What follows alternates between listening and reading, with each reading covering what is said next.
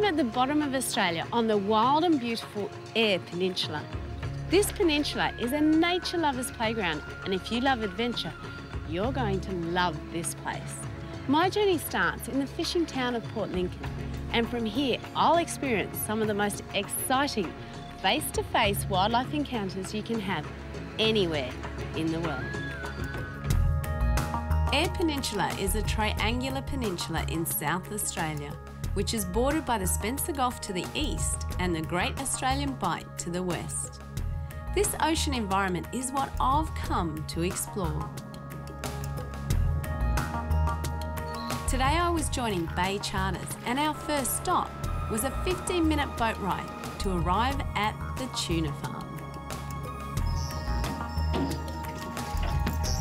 We're at the Tuna Farm. So Matt, what can we expect to see here and experience? We call it a close-up tuna tour because it's going to bring you closer to the fish. These are a really amazing gentle fish. At the size we've got here is about 33 kilos. Just a bit of a story about them. And they are still juveniles. They're only 4 to 5 years of age. They're not mature until they're 100 kilos. And that's about... That's a big fish. It's a big fish. That's about 5 years away.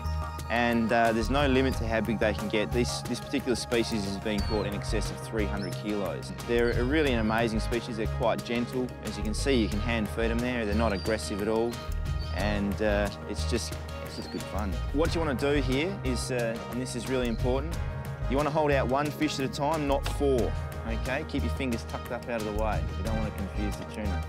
We're going to lean out. You just want to put just the head of the bait in the water. All right, and they'll come up and take it out of your hand. You need to lean out as far as possible. We're right in front of the camera. Woo. We're really well supported by local industry because what we're providing is an education base for visitors to Port Lincoln to have a better understanding of the tuna industry, its strengths and weaknesses. This is a pretty special occasion because you don't often get to see tuna up close, but in this pen you can actually swim with these tuna. They're all protected. Here you can just look, see and enjoy. Here we go.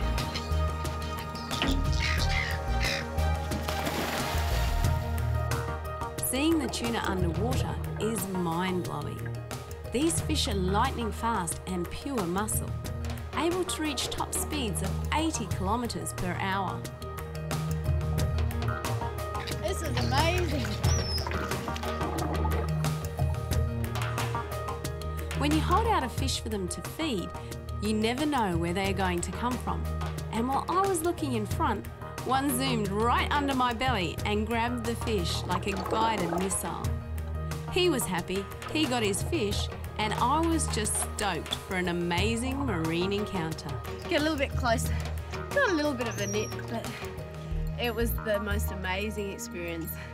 In fact, I'm going back for more. See ya!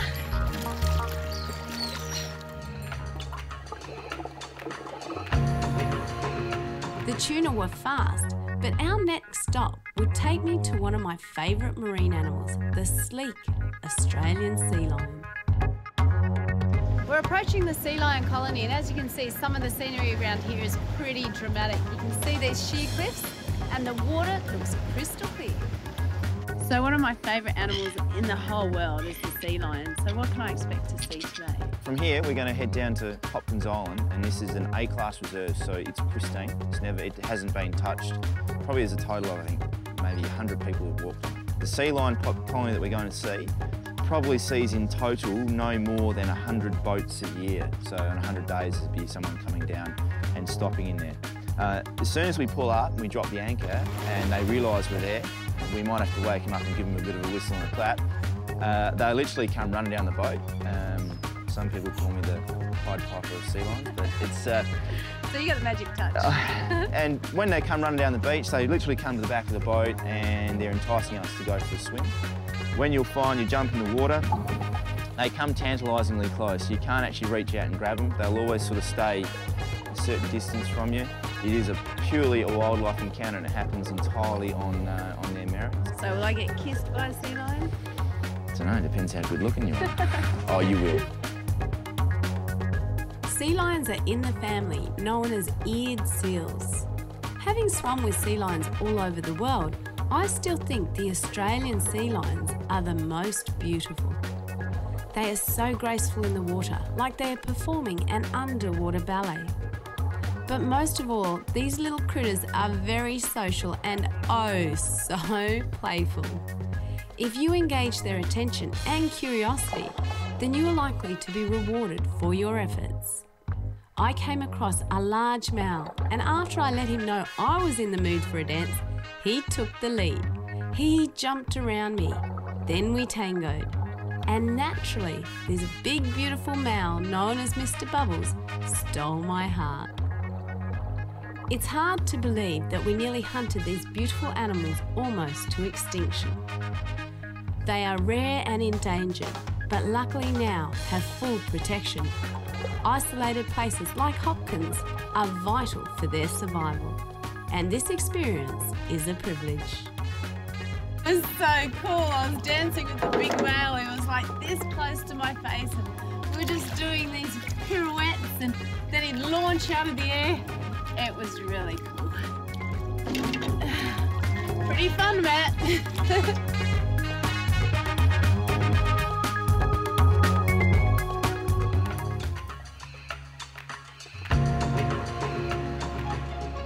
But there's also plenty to see above the water at the Eyre Peninsula, with 2,000 kilometres of coastline, from rugged limestone cliffs to rolling sand dunes and beautiful secluded bays where the whales and their calves come and play.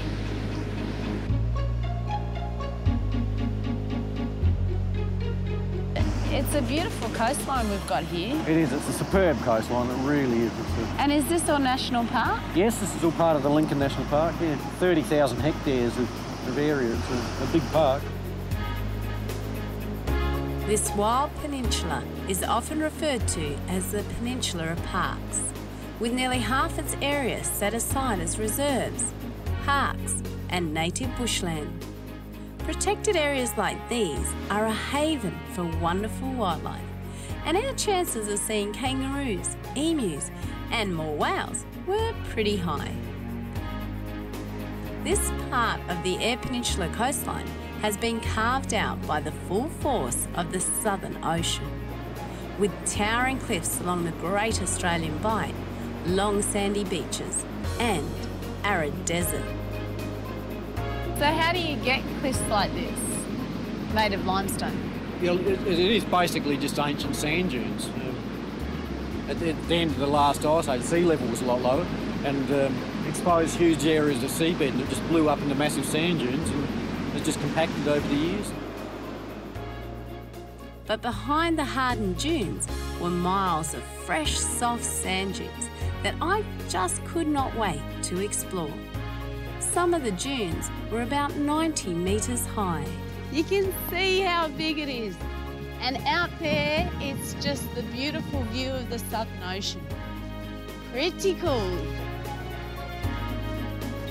We've stopped for a bite of lunch. It was really yummy, but we've got a little guest who hasn't finished eating yet. This is the beautiful Wanda. Wanda the kangaroo. How old is she, Phil? She's 8 months old. 8 months old. Red kangaroo? Yes, a little red. Phil's about to give us some milk for lunch, some formula. How long has she got to have the formula for? About the first 12 months. Ow! She's eating me blood. Ow! It's really beautiful in here. Perfect koala habitat. There's a couple of koalas in trees just over here. One little guy right above my head, and just over here, there's another guy. Right there. G'day.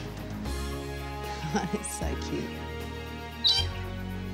After exploring the peninsula, it was once again time to hit the high seas. My next adventure would definitely have a little bite. I had a date with the great white shark.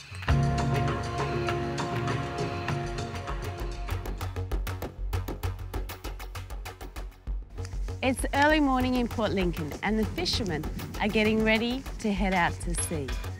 But we are getting ready for the adventure of a lifetime. I'm also going to meet one of the diving industry's living legends. And few people anywhere in the world can tell you the story that he has to tell. Hello, Rodney. It's an absolute pleasure. Are you ready for adventure? I'm ready for an adventure. You come to the right place. Yeah. Hey, hello to Andrew. Nice to meet you, Andrew. Hi, how are you? So you're taking on the tradition, hey? Oh yeah, you'll be having fun here. Yeah, he'll tell you all about the scientific side of it. I'll give you the fun. We were on board Rodney Fox charters, and our destination was the Neptune Islands, 70 kilometres out from Port Lincoln. The Neptune Islands consist of two major islands, separated by a small sea channel. The Southern Island's large headland supports a major New Zealand fur seal colony, and these cute little guys just happen to be on the menu for the great white shark.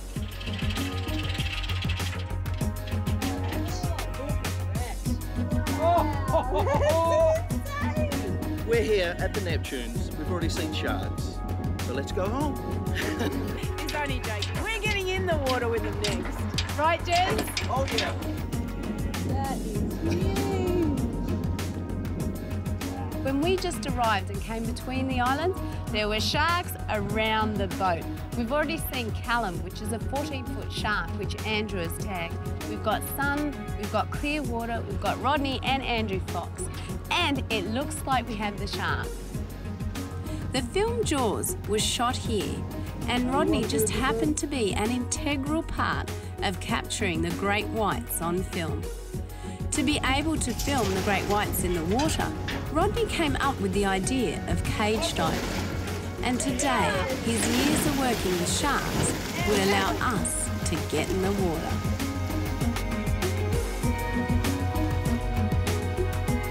Okay, after we get you guys in the cage, it's our job to get the sharks in close to you. But we're under a strict code of conduct, documented in the certificate by the Fisheries Department, that we are not allowed to tease the sharks, deliberately feed them, and you're not allowed to touch them. So that keeps them cruising around you without any of the bashing or crashing that can hurt them. So we'll be treating the sharks with a lot of respect and being very careful with them. As I entered the water, my heart was pounding and my adrenaline was pumping. I looked around in nervous anticipation of where the shark may come from. Then the mighty predator appears.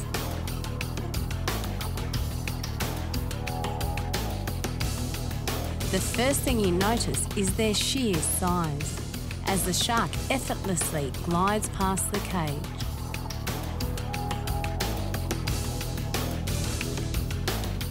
Then we got a close-up look at those trademark jaws. We had finally confronted the world's most feared predator. But rather than being afraid, I was in awe of this mighty beast.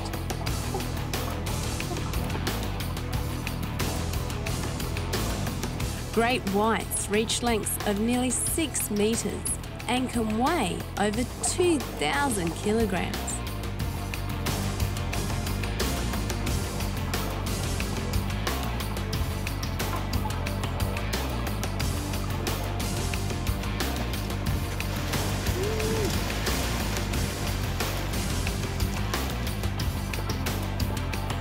As the shark cruised past, it was very aware of who was watching who.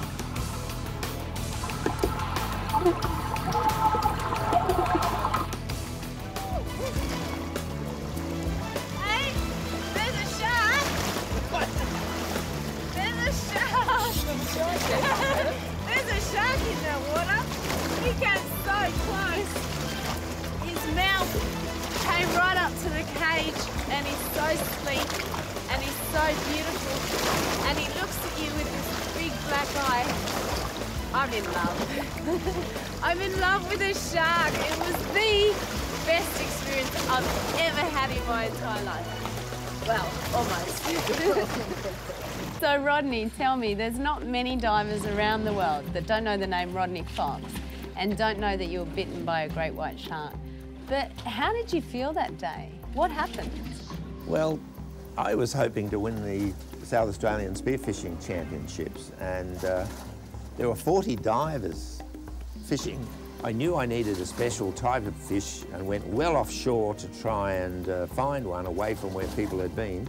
Dived down to the bottom, was swimming along looking. I saw the one I needed, and I was just about to spear it when this huge crash hit me in the chest, hurled me through the water, knocked the gun out of my hand, and I thought I'd been hit by a train, and then I realised I was underwater and had to be a giant shark. I gouged around its head as hard as I could, trying to get its eyes. It let me go. I pushed it off, but my hand went in its mouth, ripping over its teeth. Ow. Before it could bite my arm off, I ripped it out and grabbed it in a bear hug and held on, thinking it couldn't bite me. Then I realised I was about 50 feet underwater holding my breath. I got to go to the surface. So I pushed off, went to the surface, took a big breath of air and looked down, and I have memories of blood-red water and this great big head with its mouth wide open and big white teeth coming straight up to eat me again.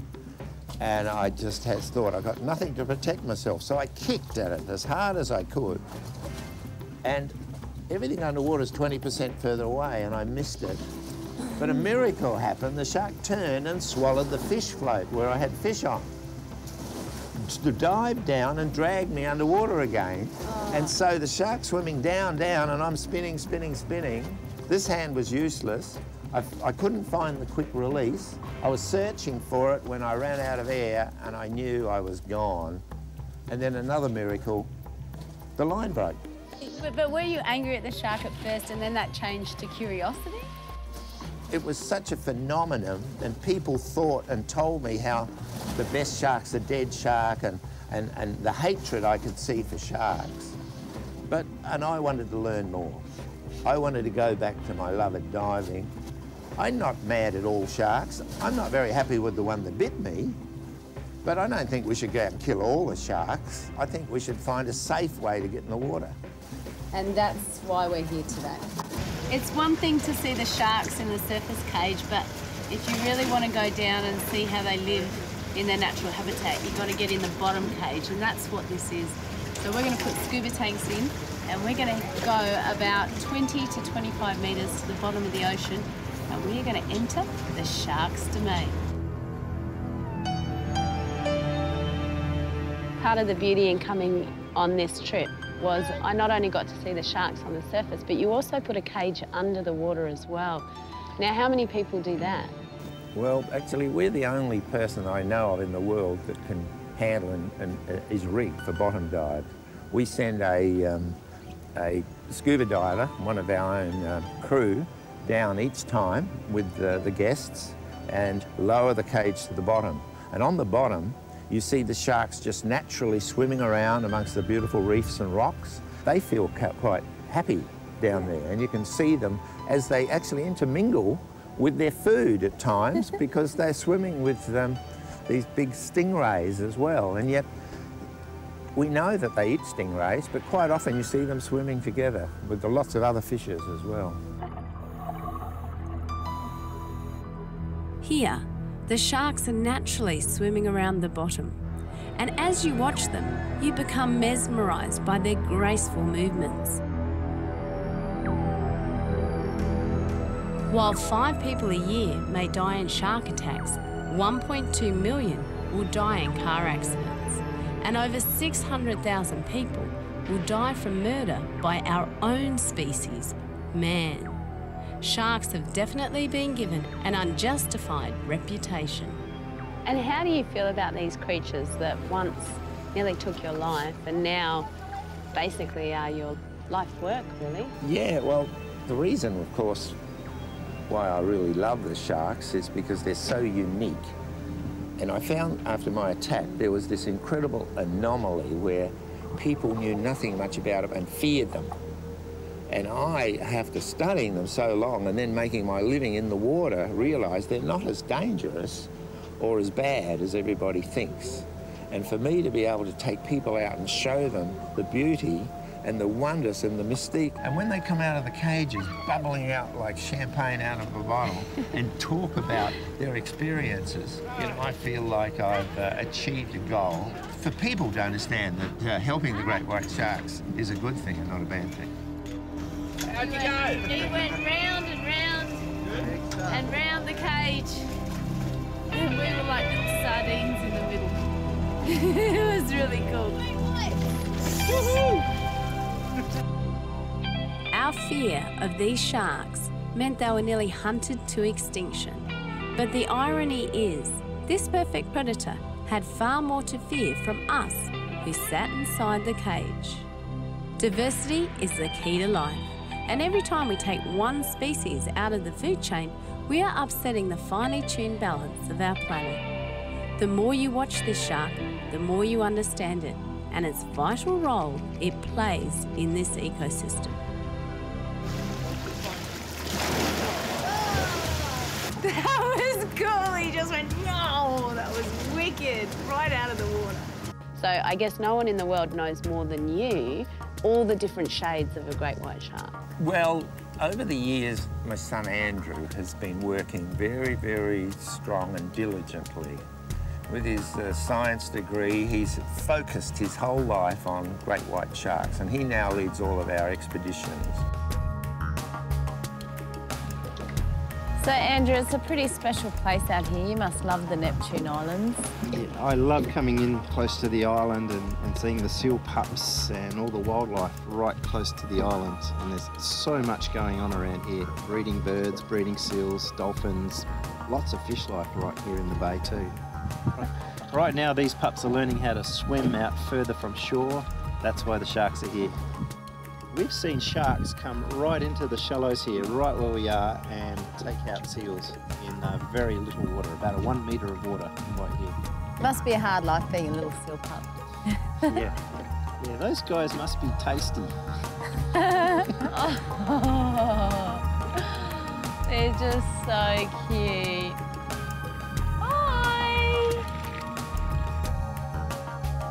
So the sharks that we've seen on this trip, because I think we're up to about 7 or 8 now.